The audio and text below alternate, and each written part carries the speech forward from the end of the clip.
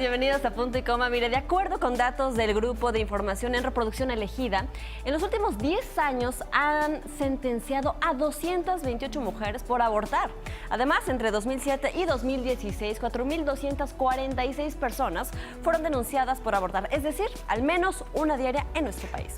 ¿Usted está a favor o en contra de la interrupción del embarazo? Hoy justamente hablaremos de este tema en Punto y Coma, así es que acompáñenos. El aborto inseguro continúa siendo la cuarta causa de muerte materna en el país y las mujeres en México continúan siendo criminalizadas por abortar. El acceso a los servicios para un aborto en caso de violación aún es limitado en todo México, a pesar de estar reconocido en el marco jurídico nacional e internacional.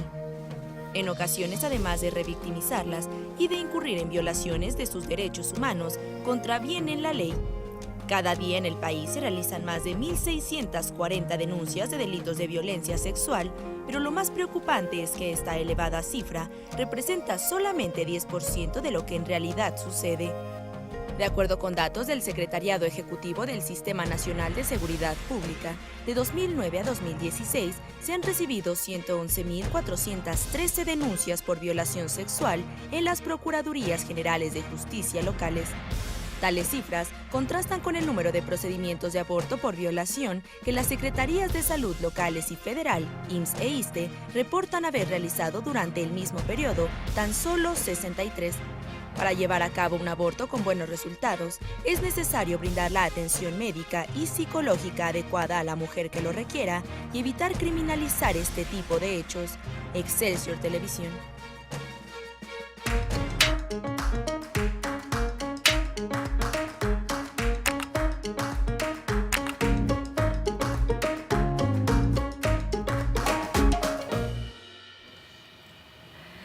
¿Qué tal? Muy buenos días, bienvenido de nueva cuenta a Punto y Coma. Bueno, pues sí, abordaremos hoy el tema del aborto. Recordemos que al menos en la Ciudad de México ya se cumplen 11 años de que fue despenalizado la interrupción legal del embarazo. Así es que, bueno, pues estaremos hablando de los pros y también, por supuesto, quién está en contra, por qué y qué es lo que debemos hacer, qué es lo que sigue respecto a este tema en nuestro país. Por lo pronto, saludo a Kim Armengol. ¿Cómo estás, Kim? Muy bien, Paulina, Aquí hablando de este tema, de nueva cuenta, el aborto. Así es, un tema pues muy polémico, pero también necesario. Creo que todas las mujeres, al menos yo sí me pronuncio al respecto, tenemos el derecho de pues decidir sobre nuestro propio cuerpo. Así es que para hablar del tema, saludo a Isabel Fulda, quien es coordinadora de GIRE. Gracias, Isabel, por estar con nosotros. Hola, muchas gracias por la invitación.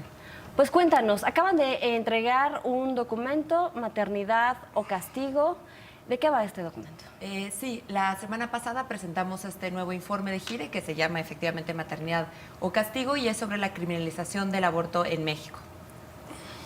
¿Qué cifras podemos ver? Porque, bueno, además lo decíamos hace un momento, diario en México se denuncia a una persona, mayoritariamente mujeres, por abortar. Y en algunos casos, bueno, al menos en la Ciudad de México, ya es legal. Por la razón que tú quieras, puedes acudir al doctor, a la Secretaría de Salud y pedir que te practiquen pues una interrupción del embarazo. Pero el panorama no es igual en el país, ¿no? Sí, lo que queríamos con este documento era ver el panorama, ¿no? ¿A quién afecta la criminalización? ¿Cuáles son las cifras? Y como bien dices, parte de la cifra que descubrimos es que hay al menos una denuncia diaria, o sea, más de 4,000 en el periodo que abarca el informe. Esto lo hicimos con solicitudes de acceso a la información porque no existe esta información ya públicamente, entonces tenemos que usar este mecanismo. Pero bueno, lo que vimos principalmente son los patrones de quiénes son criminalizadas, en dónde, ¿no? Y cómo es que afecta el hecho de que el aborto sea un delito a las mujeres en México. Esa era la idea principal del documento. ¿Dónde es donde las denuncian principalmente y quién es quien las denuncia? Pues principalmente las denuncia personal de salud. Esto es algo bien importante, ¿no? Esto lo vemos en las cifras, pero también en los casos que GIRE lleva acompañando años, ¿no? Entonces, normalmente una mujer llega a un servicio de salud con una hemorragia, un aborto en evolución, y los primeros que llaman al Ministerio Público es el mismo personal de salud. Y es que creo que debemos de mutar de esta cuestión de criminalizar a brindar un servicio de salud, porque bueno, según la ley de víctimas, cualquier mujer en el país podría acudir a cualquier centro de salud, bueno, no centro de salud, pero sí a un lugar especializado y pedir que le practiquen un aborto siempre y cuando Su vida corre riesgo. Ajá, su vida corre riesgo. Hay algunas pues cuestiones, ¿no? Cada estado tiene su legislación porque además es un tema que se rige por cuestión local en cada identidad, ¿no? Pero, Sí. ¿cómo está este panorama, Isabel, en cada estado de la República? Pues sí, como bien dices, el aborto es algo que se regula a nivel local en los códigos penales de cada entidad federativa. Entonces aquí en el estudio incluimos un panorama legislativo de cómo está en cada lugar y cada estado tiene sus diferentes causales o razones por las cuales se puede acceder a un aborto. El aborto por violación es la única causal que es legal en todo el país. Entonces sí, como decías, la Ley General de Víctimas y la NOM 046, que son regulaciones generales a nivel federal, lo que indican es que una persona que sufre una violación puede acudir directamente a un centro de salud a solicitar. Que en la práctica no se lleva No a se cabo, da. porque hemos En la tenido práctica, muchísimos ¿no? casos, la niña de 10 años que fue violada y que no la dejan abortar. Sí, eso es otra cosa que queríamos visibilizar de manera muy importante, ¿no? En México tenemos ciertas leyes que ya son de avanzada o protectoras de derechos humanos, pero de eso a la realidad sigue habiendo una brecha enorme. Entonces sí, en teoría el aborto por violación es legal en todo el país, pero el acceso es muy, muy precario. Y cómo lo realizan, ¿no? También. Sí, también, o sea, de parte del sistema de salud no ha habido realmente una respuesta, ¿no? De adaptar a ver que haya, por ejemplo, médicos que no sean objetores de conciencia, que haya procedimientos que sean seguros y que sean amigables para las mujeres, ¿no? Esto que nos acabas de comentar, Isabel, es bien importante. Las personas o sea, las mujeres deben de saberlo, ¿no? También para poder exigir sus derechos. Y lamentablemente, si tú vas a algún hospital público y si tú les pides que te practiquen una interrupción de tu embarazo porque fuiste violada, seguramente vas a ser discriminada, ¿no? ¿Por qué es importante y cómo difundir esta idea? ¿Qué están haciendo ustedes? Sí, el conocimiento por parte de las mujeres de cuáles son sus derechos y los procedimientos a los que deberían de tener acceso es obviamente una parte esencial, ¿no? Y no solamente Gires, sino otras organizaciones han hecho durante años diferentes campañas con la sociedad en general, pero también con los funcionarios públicos, ya sea las procuradurías, por ejemplo, o médicos, enfermeras y demás. Entonces sí, el conocimiento de este tipo de obligaciones es esencial, ¿no? Porque también creemos que el hecho de que los servidores de salud sean quienes denuncien a las mujeres muchas veces es por prejuicios y demás, Claro. pero también puede ser por desconocimiento, ¿no? Por miedo. Claro, de que les pase algo a ellos. Isabel, ¿cuáles son los estados en la República que están más rezagados en la materia? Pues aquí depende un poco de qué estamos hablando, ¿no? En cuanto a legislación, los estados más restrictivos siguen siendo Guanajuato y Querétaro. Esto es que casi no tienen causales para acceder al aborto, solamente el riesgo a la vida y la violación, ¿no? Entonces existen algunos estados como más permisivos con el aborto que otros, pero también aquí vemos un panorama de las sanciones por abortar. Entonces existen ciertas entidades que tienen penas de prisión más altas. ¿Cuántos años? 6 años es el Es máximo. el máximo, 6 años Sí, por haber abortado. que ese es el caso de Sonora, por ejemplo. Existen otros estados, por ejemplo Chiapas, que han eliminado la sanción de prisión.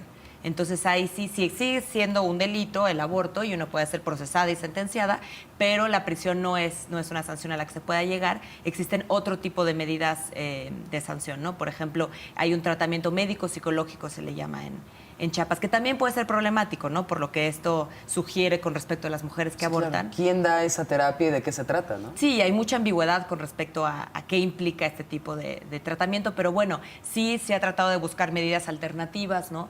Multas, trabajo a la comunidad, que, bueno, nosotros consideramos que son mejores que la prisión, pero que no acaban de resolver el problema porque el aborto sigue siendo un delito y no servicio de salud. Y es que es bien complicado esto porque, a ver, las mujeres de entrada tendríamos que la oportunidad y el derecho de decidir sobre nuestro propio cuerpo y es un tema que no debería de estar a discusión, ¿no? Si bien han habido avances en el país, por ejemplo en Argentina, que acaban de negar este derecho después de prácticamente 11 años y 8 intentos de que están tratando de legislar este tema, nosotros al menos ya en una ciudad pues ya es libre, ¿no? Vamos avanzando. Pero ¿por qué, Isabel? ¿Por qué tú dirías que es importante tratar este tema y también despenalizarlo?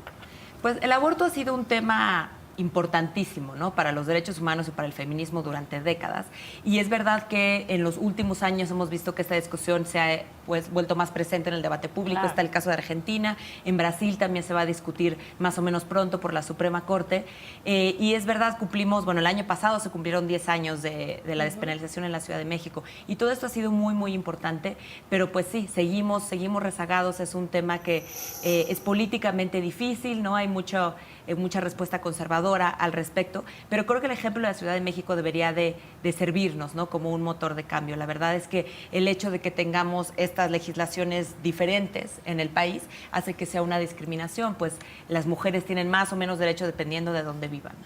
Isabel, ¿ustedes tienen cifras de cuánta gente del interior de la República viene a la Ciudad de México para practicarse en todo orden un aborto? Sí, de hecho la Secretaría de Salud de la Ciudad de México publica cifras mensuales de las mujeres que acceden a un servicio de aborto y el perfil de ellas, y son aproximadamente, esto varía año con año, pero como un 20%.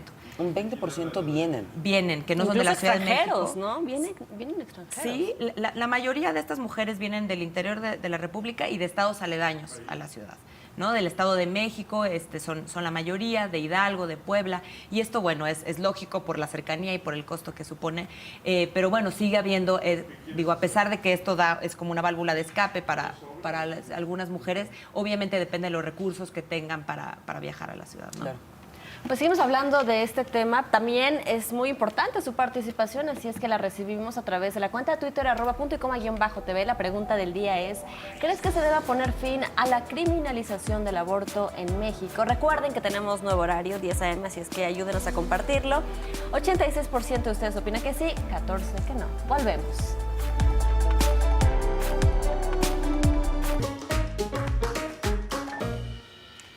Estamos de vuelta y ahora nos vamos a enfocar en el sistema de abortos de la Ciudad de México.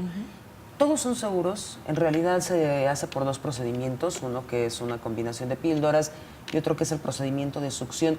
¿Cuáles son sus resultados al analizar el procedimiento de abortos en la Ciudad de México? Pues sí, el programa de ILE en la Ciudad de México ha sido pues un gran ejemplo, no solamente en México, sino a nivel regional, de abortos seguros. Y sí, como dices, se hace aborto por medicamento, dependiendo del caso específico de la mujer, pero básicamente... Y de las semanas de gestación. Cuando son embarazos tempranos, y después se pueden hacer aspiraciones intrauterinas. Y estos métodos son pues muy seguros, ¿no? Y este ha sido un gran ejemplo que prueba cómo cuando se da el aborto como un servicio de salud, entonces las mujeres acceden a él sin ningún problema y sobre todo sin riesgos. ¿Cuánto les cuesta aproximadamente? Por ejemplo, a mí me han dicho que afuera de los hospitales de la Ciudad de México están estos grupos pro vida tratando de convencer a la mujer antes de no hacerlo. Sí, esto es algo muy preocupante, ¿no? Que se ha documentado por algunas organizaciones, como existen estos grupos antiderechos que se acercan a las mujeres incluso cuando están formadas para ir a solicitar información y, por ejemplo, en ocasiones pueden ofrecer ultrasonidos que son falsos o son engañosos, ¿no? Que de alguna manera suponen que tienen más semanas de las que en realidad tienen, o las asustan con respecto al procedimiento y lo que implica. Y sí, esto nos parece algo muy grave y muy preocupante. Por ejemplo, una de las propuestas de estos grupos es que las mujeres puedan pues, llevar a curso, puedan llevar su embarazo y que finalmente lo den en adopción. ¿Tú qué opinas al respecto, Isabel? Bueno, pues la posición mía y de Gire es que las mujeres son las que deben decidir sobre esto, ¿no? No ningún grupo externo ni ninguna otra persona. Por supuesto que si una mujer lo que quiere es llevar a término un embarazo y después considerar o no una adopción, eso sería su decisión. Pero sí, aquí la clave estaría en que la única que puede tomar esta decisión es la propia mujer. Ahora, también creo que es importante en este tipo de narrativas de estos grupos el hablar de lo que implica una adopción, ¿no? La verdad es que Gire recientemente también colaboró en un reportaje sobre adopciones en México y esto es un tema también muy rezagado, ¿no? Esta idea de que es sencillo para una mujer, si así lo desea, continuar el embarazo y dar una adopción, en realidad no es así. Ni no es tan adoptar fácil. tampoco es sencillo. Ni Te puedes adoptar es tardar hasta fácil, 2 años. ni nada en adopción. O sea, ahí sí tenemos como también un pendiente bien importante, ¿no? Por parte del Estado mexicano. ¿Cuáles serían justo estos problemas al dar en adopción a un niño, a un bebé? Pues mira, digo, para empezar sería la cosa de que las mujeres tengan acceso a que esta decisión sea verdaderamente libre, ¿no? Que tengan toda la información y que no lleguen a esto basadas en algún tipo de coerción o de miedo sobre lo que podría implicar un aborto. Pero bueno, si es que ellas deciden continuar un embarazo, pues que sí tengan también toda la información sobre lo que implica una adopción, ¿no? Los mecanismos, digamos, burocráticos, lo que se puede llegar a tardar, los costos emocionales que esto puede tener. Entonces sí, digo, recientemente se publicó después de la publicación en México de la Ley General de Niños, Niñas y Adolescentes, se creó el CIPINA, que es esta estructura que en teoría tendría que cuidar los derechos de la infancia y regular las adopciones en México. Todavía falta mucho por hacer, pero bueno, también Siempre es una nos cosa falta, que... ¿no? Siempre nos falta mucho por hacer. Sí, y es un poco lo que decía hace rato, ¿no? Lo que pasa en México es que también tenemos esta enorme brecha entre lo que tenemos en papel y lo que pasa en la realidad. Ahora, regresando al ILE en la Ciudad de México, ¿cuánto cuesta para todas las personas que nos están viendo? ¿Dónde tienen que acudir? ¿Cuál es el precio aproximado? Porque cuando sale del sector salud ya también hay muchas clínicas, hasta las anuncian en el radio, con diferentes costos donde se pueden hacer. Y ¿Qué es lo que Patito ustedes recomiendan? Pues mira, el aborto en la Ciudad de México es un servicio gratuito en las instituciones de salud. ¿Totalmente gratuito o te hacen un socioeconómico para ver cuánto puedes pagar? Es totalmente gratuito, Ok. ¿no? En las clínicas de la Secretaría de Salud del Distrito Federal. Uno de los retos que también hemos encontrado es que en ocasiones algunas instituciones federales en la Ciudad de México, por ejemplo del IMSS o del ISSSTE, se niegan a hacer abortos, entonces esta es otra como barrera que hemos encontrado, pero bueno, al menos en las instituciones que pertenecen a la Secretaría de Salud de aquí es gratuito.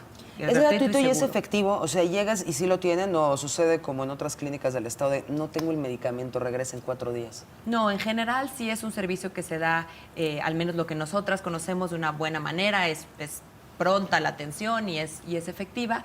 Y una cosa que hablábamos fuera del aire que es importante también es que al acudir a estas clínicas también se puede acceder a información sobre anticonceptivos, sobre salud sexual y reproductiva. O sea, también el hecho de que existen estas clínicas no solamente para la interrupción del embarazo, sino que es una buena oportunidad para que las mujeres se puedan acercar a servicios de calidad, ¿no? Y ahora, ¿cómo discernir entre un buen servicio y un malo? Porque supongo que en el momento en el que ya se aprobó esta cuestión de la interrupción legal del embarazo, también muchas personas, empresas, Patito, podrían aprovechar esta coyuntura para comenzar a realizar abortos, pues a lo mejor no tan de buena calidad, no con las personas, con el prestigio y la preparación para hacerlo. ¿Ustedes tienen conocimiento de este tipo de prácticas? Pues sí, lo hemos oído. Hace unos meses fue que salieron algunas notas sobre algunas clínicas que se cerraron y esto pues desgraciadamente sí es una posibilidad, no solamente con el aborto, sino con cualquier servicio de salud. Y ahí la responsabilidad es del Estado, ¿no? De instituciones como la COFEPRIS, de asegurarse que las clínicas que operan pues lo hagan de una buena manera, ¿no? También de parte de grupos feministas, por ejemplo, con respecto al aborto por medicamentos, se ha hecho un gran esfuerzo de socializar la información sobre cómo deberían de ser estos procedimientos, ¿no? Qué es normal sentir o no sentir, ¿no? Cómo es el procedimiento. Hay líneas de aborto seguras, telefónicas, para asesorar a las mujeres. Entonces, el esfuerzo está hecho por parte de las organizaciones, pero aquí es esencial que el Estado pueda regular las clínicas privadas también, ¿no? Ahora, hablando de las clínicas privadas, justamente, hay una en el radio que se anuncia muchísimo y que tiene como bastantes sucursales en zonas muy populares. ¿Ustedes tienen evaluación de este tipo de clínicas también? O sea, ¿tienen algún sistema donde nosotros podamos ver, bueno, esta clínica sí es recomendable, esta no, qué hacemos, a dónde vamos? Sí, pues desde Gire preferimos no referir directamente a clínicas privadas, precisamente porque no podemos asegurar realmente su funcionamiento, ¿no? No somos un órgano que pueda vigilar como lo haría ¿Por qué alguien iría el a una Estado. clínica privada si es algo que puedes obtener gratuitamente en el sector salud de la Ciudad de México? Pues supongo que como cualquier servicio de salud, ¿no? A Por veces comodidad, por comodidad, cercanía. por cercanía, por los tiempos. Sí, eso es como la parte de la decisión de las mujeres si van a una clínica público-privada. Desde Gire, en realidad, lo que buscamos es principalmente exigirle al sector público que tenga servicios de calidad. Ahora bien, imaginemos que hay una mujer que se entera que está embarazada. ¿Qué es lo primero que tiene que hacer? Porque más allá de enfrentarte a una discriminación, ya no digamos en la Ciudad de México, sino en el resto de la República, que decida abortar y que diga, bueno, voy a ir, que fue violada, imaginemos, que va al sector salud, pide un aborto, se lo niegan, más allá de toda esta discriminación, ¿qué recomendaciones o qué panorama le podrías tú recomendar a esta mujer que se acaba de enterar? Porque además hay todo un miedo de qué va a pasar si aborto, hay complicaciones, cuáles son las formas para hacerlo. Hay todavía como un temor por parte de ciertas mujeres para practicarse un aborto. Sí, no, de acuerdo. Yo creo que hay mucho temor, no solamente por el procedimiento, digamos, del riesgo que pudiera suponer a la salud, especialmente un aborto clandestino, pero también hay un temor de ser criminalizadas, que creo que lo que nos muestra este informe es que es un temor fundado, en realidad, ¿no? No es que, digo, como decía antes, todo esto depende de la entidad en la que venga la mujer, pero sí es cierto que si alguien tiene un aborto, un embarazo no deseado y quiere abortar, pues sí enfrenta un riesgo a su libertad de ser denunciada. Entonces, aquí sí es un tema muy delicado que no es solamente la percepción que puedan tener las mujeres, sino la realidad en la que vivimos, es que sí, de hecho, pueden enfrentar ese tipo de procesos penales, ¿no? Entonces, por ejemplo, mencionabas el aborto por violación, sí sería importante que las mujeres supieran que este es legal en todo el país y que bastaría acudir a un servicio de salud a solicitarlo sin necesidad de una denuncia, ¿no? Y solamente decir, bajo protesta, decir verdad, que fuiste violada y que necesitas un aborto. Exacto. Entonces aquí... ¿Cuántos de estos se rehúsan a hacerlo? Muchos. Y muchos de los casos que están documentados en este y en otros informes son casos que GIRA acompaña jurídicamente de negaciones de este tipo de servicios. En teoría, a partir de la modificación de la Ley General de Víctimas, ya es una cosa separada el ir a denunciar, ¿no? La denuncia es un derecho, no es una obligación de las mujeres, y el Ministerio Público no tendría por qué involucrarse en el acceso al servicio porque es un servicio que se considera de emergencia. Entonces, sí vemos que esto es lo que tendría que pasar, y en ocasiones sí hemos logrado encontrar algunas personas del sector salud receptivas a estas responsabilidades, pero otros casos en los que se niega, y entonces GIRA acompañado, incluso un par de estos casos se resolvieron por la Suprema Corte de Justicia recientemente. Y la mujer mientras esperando, ¿no? Y la mujer mientras espera, sí. Vamos a ir a otra pausa, acompáñenos, ahí tiene la pregunta en Twitter, su participación es muy importante para nosotros. Nosotros vamos a hacer una pausa y ya volvemos. ¿Crees que se deba poner fin a la criminalización del aborto en México? 75% dice que sí, 25% dice que no.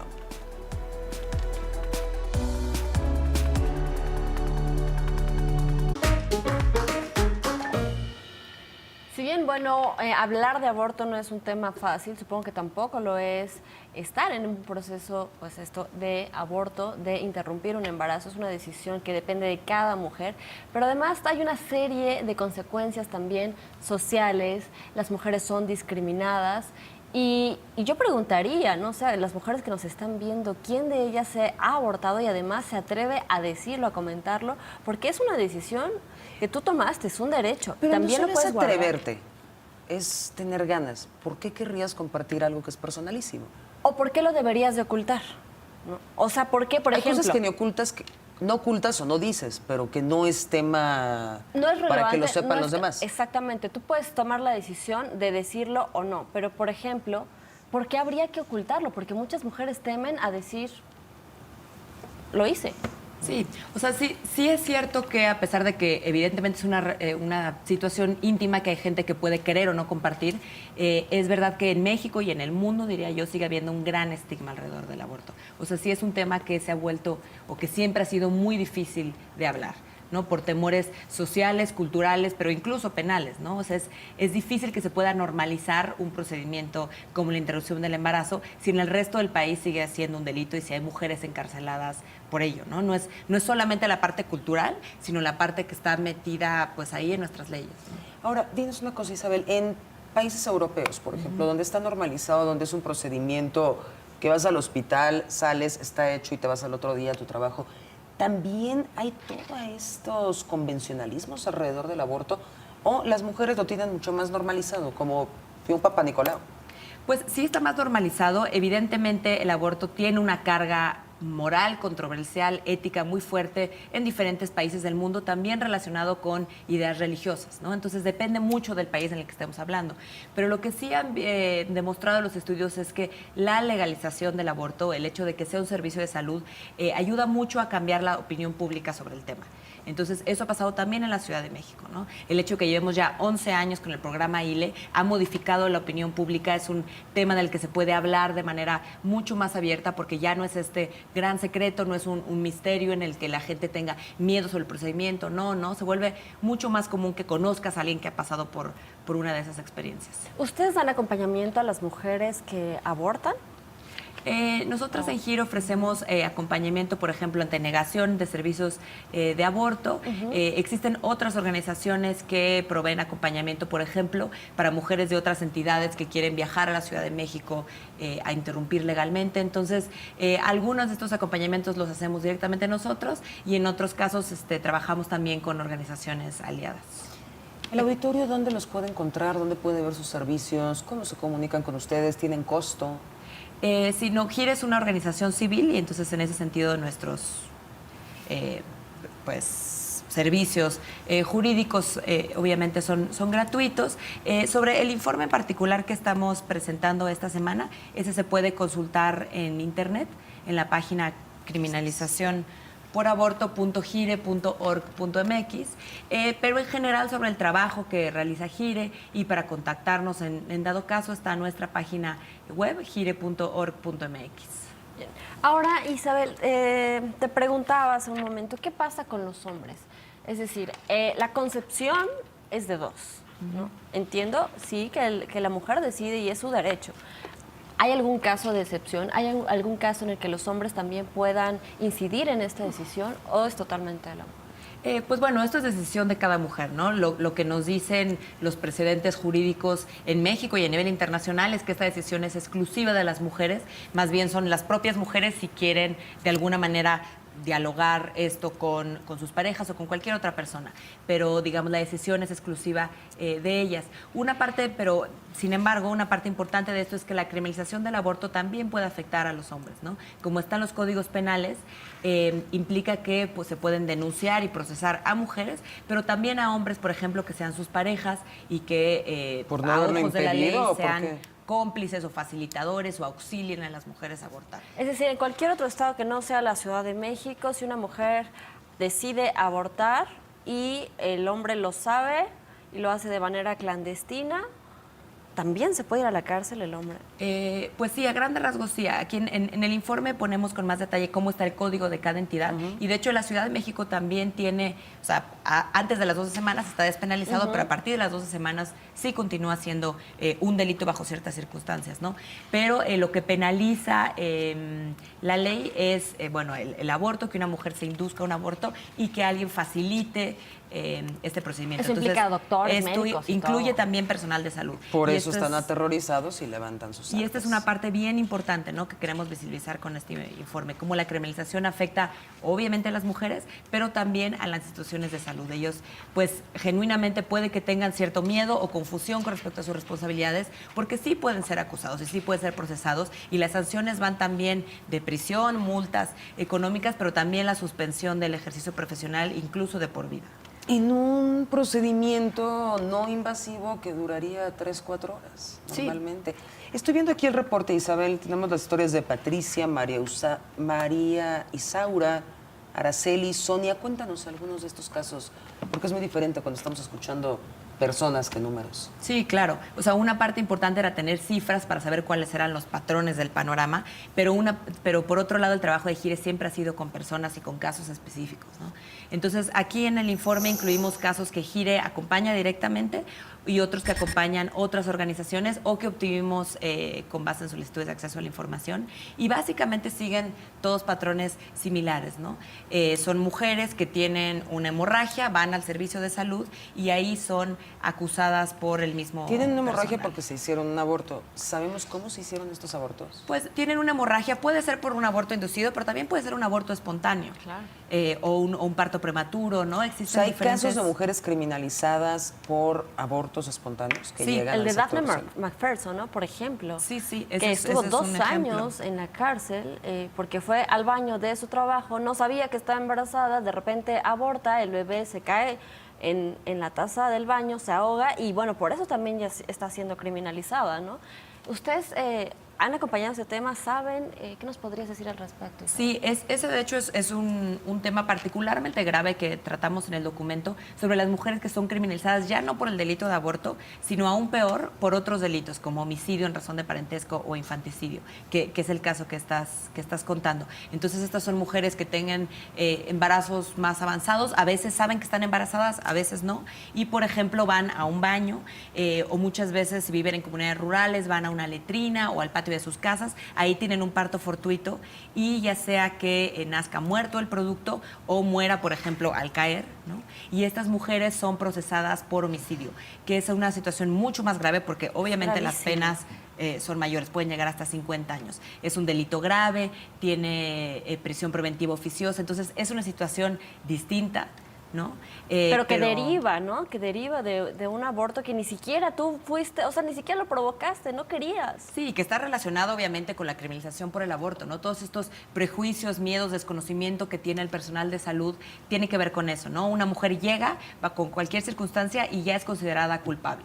Y luego la tratan de forzar a una confesión, a veces hasta les condicionan la atención médica a que ellas digan, pues, ¿qué fue lo que te hiciste? Y demás, ¿no? Y una mujer en esas circunstancias, pues, acaba admitiendo algo que puede o no haber pasado. Y lo que vemos también de manera preocupante en las sentencias que nos compartió el Poder Judicial sobre aborto y sobre estos otros delitos, es que la mayoría de los casos la única prueba es la confesión de la mujer.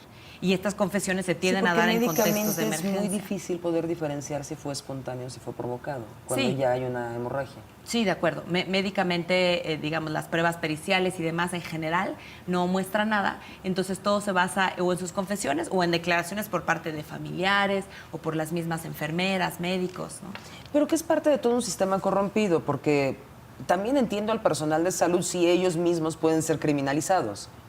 Sí, en ocasiones puede que estén actuando con base en prejuicios, ¿no? Que ellos piensen que la mujer actuó mal y demás. Los médicos sí tienen obligaciones por ser servidores de salud, pero por supuesto que también viven en este contexto, ¿no? En este contexto de un sistema penal que actúa de esta manera, ¿no? Que no defiende la presunción de inocencia y viven bajo el miedo de ser ellos mismos criminalizados. Entonces sí, aquí la principal postura de GIRE es que el problema es que el aborto sea un delito en sí mismo, ¿no? No necesariamente la actuación de ciertos funcionarios, sino que el problema es mucho más que eso y es muy estructural. Preguntaba aquí más hace un momento, los casos que están en este libro, hay muchos casos, por ejemplo, de Chiapas. Leía uno de Chiapas en donde pues se conjunta la ignorancia por parte de los servidores públicos, por parte de las mujeres que no sabían que estaban embarazadas o que tenían el derecho de reclamar un aborto porque fueron violadas. O sea, hay muchos abusos, ¿no? Esto permite muchos abusos, igual en este proceso legal por el que tienen que pasar, ¿no? Sí, de acuerdo. Tenemos casos en Chiapas, en Oaxaca, en Guerrero, o sea, en el sureste del país. Y lo que vemos, la verdad es que es una situación que se replica en todas las regiones, no específicamente en alguna, pero lo que sí vemos es que el perfil de las mujeres que tienden a ser criminalizadas es casi siempre el mismo. Son mujeres en espacios rurales o de mucha precariedad económica si están en algún lugar urbano, y muchas de ellas sí viven situaciones de violencia, ya sea que sus embarazos sean directamente producto de una violación y hubieran podido acceder legalmente al servicio, o que viven violencia doméstica o de parte de sus propios familiares y demás. Entonces sí es una situación en la que son las mujeres más vulnerables que enfrentan este tipo de afectaciones. Y que además muchas veces esta información sobre los anticonceptivos, cómo cuidarte, a veces no llega, ¿no? Uno creería que el uso del condón ya todo el mundo sabe, pero supongo que también hay regiones en donde ni siquiera hay condones. A lo mejor conoces que hay un condón, pero no tienes acceso a un condón. Por ejemplo, en las regiones más remotas de Chiapas, Oaxaca, Guerrero, no sé, ¿no? Sí. Y que además el gobierno te criminaliza de manera doble, ¿no? Es decir, no te doy la información, no te acerco estos productos, un condón, y además, si estás embarazada y quieres abortar, también te criminalizo. Sí, de acuerdo. O sea, esto tiene que ver con un sistema en general, ¿no? En el que se violan los derechos reproductivos de las mujeres todos los días, y es verdad que estas mujeres que tienen menos acceso a información sobre educación sexual, anticonceptivos, cómo identificar relaciones de violencia, etcétera, son quienes acaban siendo criminalizadas por el mismo Estado, que gasta recursos en perseguirlas y después en tenerlas en prisión y demás, en lugar de enfocar sus recursos en ver que sus derechos estén bien garantizados, ¿no? Prohibición absoluta del aborto en El Salvador. Cuéntanos un poco. Pues también aquí quisimos hacer una comparación con respecto a otra región o otro país. Centroamérica en general siempre ha sido un ejemplo de legislación muy restrictiva con respecto al aborto, ¿no? El caso de El Salvador, el de Honduras y de Nicaragua son de los países a nivel mundial que tienen menos acceso al aborto y sanciones más altas. Entonces, incluimos el caso de El Salvador, que es muy característico, ¿no? También es un país donde se vive mucha violencia en contra de las mujeres, muchas situaciones de pobreza, de desigualdad, ¿no? Y que además se criminaliza a quienes abortan con penas muy altas, ¿no? Y en casos también como el de México, por homicidio en lugar de por el delito de aborto. Y parte de la motivación era, bueno, ver un ejemplo comparado, pero también entender que a pesar de que, digamos, en las leyes la situación de El Salvador pareciera mucho peor que la de México, la realidad es que los casos que vemos en El Salvador no son tan distintos que los que vemos aquí. Bien, pues seguimos hablando de aborto y todos los temas relacionados. Lo invitamos también a que participe en nuestra cuenta de Twitter, @puntoycoma_tv. ¿Crees que se deba poner fin a la criminalización del aborto en México? Es la pregunta del día. 90% opina que sí, 10% que no. Volvemos.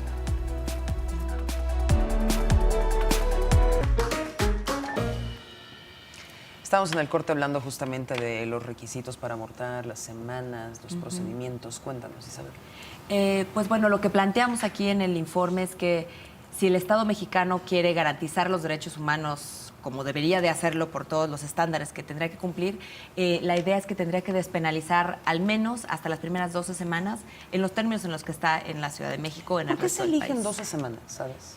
Pues este es un debate complejo a nivel bioético y demás, pero bueno, la verdad es que hay ciertos lugares que tienen 12 semanas, por ejemplo en Argentina, que se estaba discutiendo recientemente, eran 14 semanas, en Uruguay también es 14, pero bueno, tiene que ver con debates sobre la viabilidad del producto, sobre la posibilidad de que pudiera Complicarse, consecuencia ¿no? para la mujer. tener alguna complicación, las mismas mujeres o demás. Entonces, sí es un tema complicado este del plazo, pero a nivel mundial, digamos, se tiende a hacer esta despenalización, varía mucho pues, pero al primer trimestre de la gestación por pura voluntad de la mujer, pero también se plantea un mayor plazo o quitar el plazo en otras circunstancias, por ejemplo, que su vida estuviera en peligro, ¿no? Malformaciones. O malformaciones genéticas, ¿no? Por ejemplo, en la Ciudad de México está despenalizado hasta las primeras 12 semanas solamente, ¿no? Por voluntad. Por voluntad, pero a partir de las 12 semanas y hasta las 20, como está ahorita la regulación, por otras causales, por ejemplo, violación o riesgo a la salud. 25 meses. Ahora, ¿ustedes estarían en contacto con los 32 congresos locales para poder pues presentar una iniciativa, incidir en las políticas públicas? ¿Qué es lo que están haciendo al respecto? Pues nosotros tenemos esperanza que ahora con el cambio de administración a nivel federal y todos los cambios en los congresos locales y demás, pudiera haber una mayor oportunidad política que la que ha habido en los últimos sexenios, ¿no? El hecho de que la ministra Sánchez Cordero, que ha sido una aliada pues por mucho tiempo de los derechos de las mujeres y de ese tema en particular, pudiera ser una oportunidad, ¿no? para esto, pero bueno, sí, la vía sería que cada congreso local cambiara su propia legislación, lo cual evidentemente es un gran reto, ¿no? Ha habido intentos en el pasado, ninguno ha prosperado. ¿Qué estados han estado pugnando por estos derechos? Pues mira, en el sexenio pasado, digamos, hay diferentes tipos de iniciativas, algunas son simplemente algún legislador que la pone, pero no hay una negociación real, ¿no? Lo que nos preocupa de parte de GIRE, y hemos participado en nuestros esfuerzos, por ejemplo, en Guerrero, en Morelos, hubo unas más o menos recientes, es que participamos para incidir en esto. Lo malo es que a veces se utilizan pues como una moneda de cambio, ¿no? O promoción política, ¿no? Yo lo propuse y ya háganse bolas, ¿no? Claro, y evidentemente es un tema que puede atraer a los medios o puede darle visibilidad a un legislador, pero no hay una intención real, porque no se negocia o no se hace el trabajo que se requiere para que de veras esto se convierta en ley. Isabel, ¿qué país sería ejemplar en las prácticas del aborto, en los derechos de las mujeres, en el libre acceso? ¿Cuál sería el modelo? Pues hay muchos modelos, pero creo que siempre es útil voltear a ver a países similares al nuestro, ¿no? Porque obviamente que podríamos referir a los países escandinavos y demás, pero bueno, su realidad y la nuestra difiere mucho.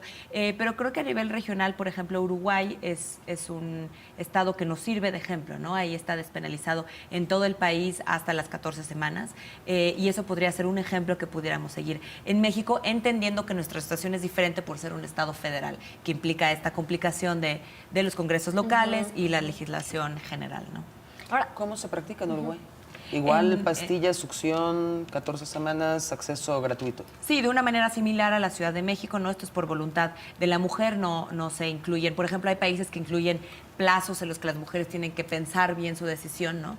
Cosa que evidentemente es muy problemática. Entonces, aquí es simplemente por voluntad de la mujer, con servicios seguros, públicos, gratuitos, hasta las 14 semanas. Ahora volteemos la cara de la moneda. ¿Qué pasa cuando, la mujer va a un hospital y los propios médicos le instalan, le ponen un DIU para que ya no tenga hijos?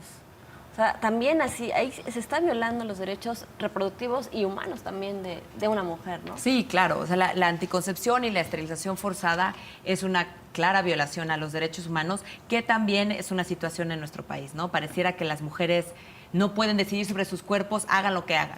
Pero generalmente sucede contra una población que ni siquiera sabe qué son los derechos humanos, no sabe que los tienen. Claro. Sí, claro, eso también lo vemos, ¿no? La anticoncepción y la esterilización forzada, que es una cosa que desgraciadamente sigue ocurriendo en México, no son todas las mujeres que reciben este tipo de abusos, sino que son ciertas mujeres, generalmente las más vulnerables, ¿no?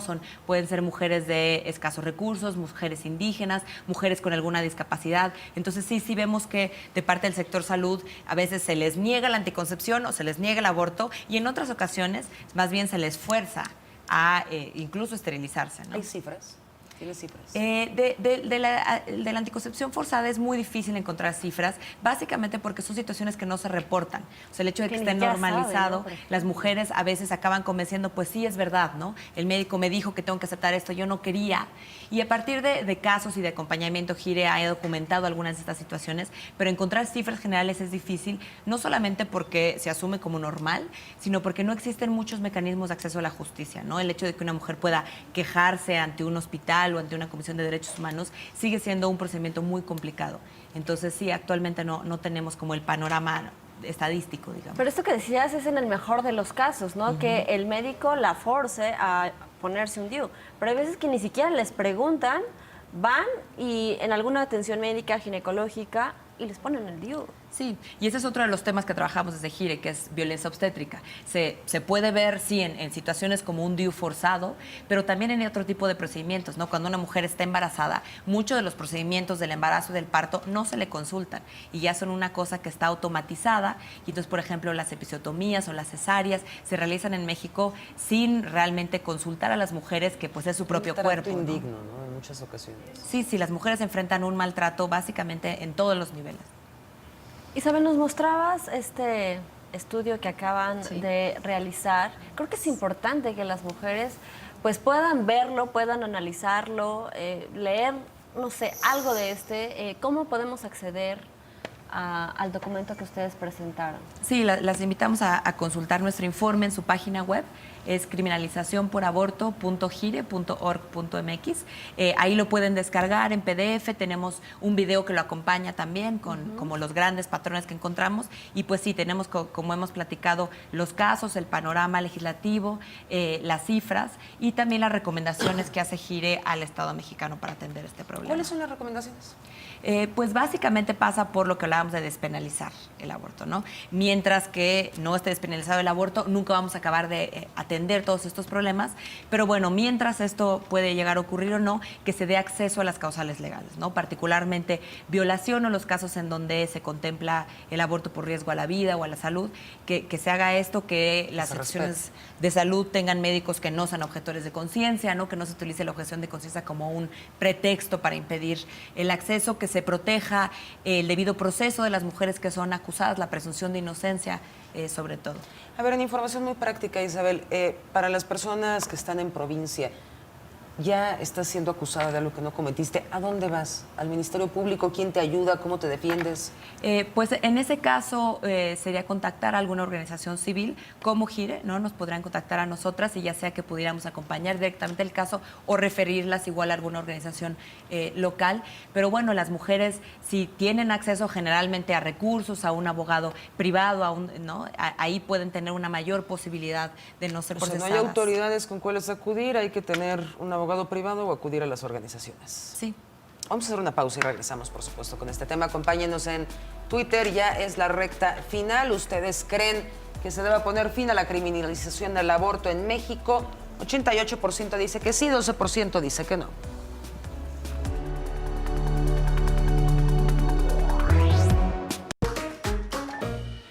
Estamos ya en la recta final de Punto y Coma, hablando del aborto, las consecuencias, también la legislación, que es muy importante. Solamente en la Ciudad de México, lo reiteramos, una mujer puede acudir al centro de salud, a un hospital, a practicarse un aborto de manera gratuita, de manera libre, pero no lo es así en todos los 31 estados restantes de la República. ¿Cuáles son? Bueno, es un poco complicado mencionar cuáles son, pero hay diferentes cuestiones. ¿Y cuál sería, pues, la sugerencia? Reiterarla, Isabel.